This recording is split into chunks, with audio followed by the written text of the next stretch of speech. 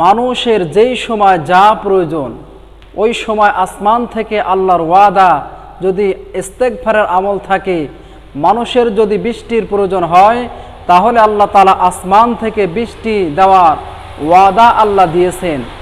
আজ মানুষ বৃষ্টির জন্য হাহাকার করতেছে, অথচ আসমান থেকে আল্লাহর কোনো ফায়সালা বৃষ্টি হচ্ছে না।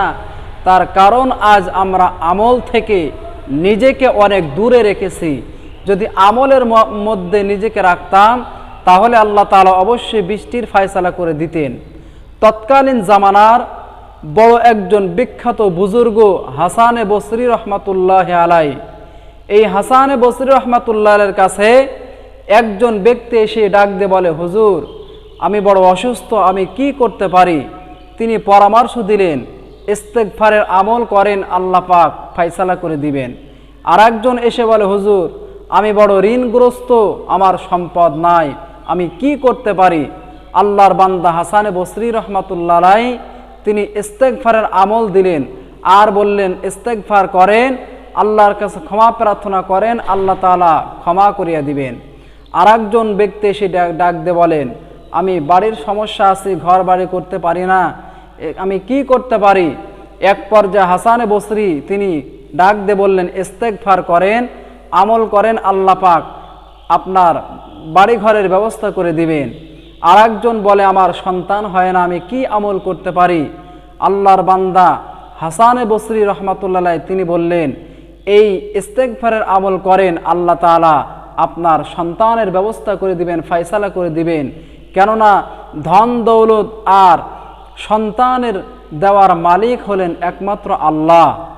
এই সমাধানটা পয়গম্বর নূহ আলাইহিস সালামের একটা সমাধান, যেই সমাধানকে আল্লাহ তাআলা এত মহাব্বত করেছেন, এত পছন্দ করেছেন, যেই পছন্দ করার ফলে কোরআনে কারিমের আয়াত বানায়া আল্লাহ তাআলা আমলের জন্য এই কোরআনে কারিমের আয়াত বানায়া আল্লাহ তাআলা কোরআনে কারিমে এটা নাজিল করে আল্লাহ জানায় দেন, ফাকুলতু ইস্তাগফিরু রাব্বাকুম ইন্নাহু কানা গফফারা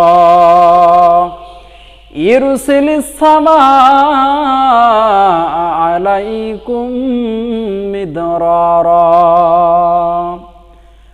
ওয়া ইউমদিদুকুম বিআমওয়াল ওয়া বানিন। আল্লাহ পাক রব্বুল আলামিন ইস্তেগফারের আমল করার দ্বারা 5টা পুরস্কার বান্দাকে দিবেন। তার প্রথম নম্বর পুরস্কার হলো, আল্লাহ পাক রব্বুল আলামিন বলেন, ফাকুলতু ইস্তাগফিরু রাব্বাকুম, আল্লাহর দরবারে ইস্তেগফার করো, আল্লাহ তোমার গুনাহ সমূহকে ক্ষমা করে দিবেন। যেই গুনাহের মাধ্যমে জাহান্নামের আসামি হবে, ওই গুনাহ ক্ষমা করে দিলে আল্লাহ জান্নাতের মেহমান বানায় দিবেন। সুবহানাল্লাহ। 2 নম্বর উপকার হবে ইস্তেগফার করলে, আল্লাহ পাক রব্বুল আলামিন বলেন, ইরসিলিস সামাআ আলাইকুম মিদরারা, যেই সময় মানুষের বৃষ্টির প্রয়োজন হবে, পানির প্রয়োজন হবে, ওই সময় আল্লাহ আসমান থেকে বৃষ্টি নাজিল করে দিবেন। 3 নম্বর উপকার, ওয়ায়ুমদিদুকুম বিআমওয়াল, ধন সম্পদের ঘাটতি থাকলে ইস্তেগফারের আমল করেন, আল্লাহ পাক সম্পদ বাড়ায় দিবেন। 4 নম্বর উপকার ফায়দা, ওয়াবানিন, সন্তান না হলে ইস্তেগফার করেন, আল্লাহ সমাধান করে দিবেন।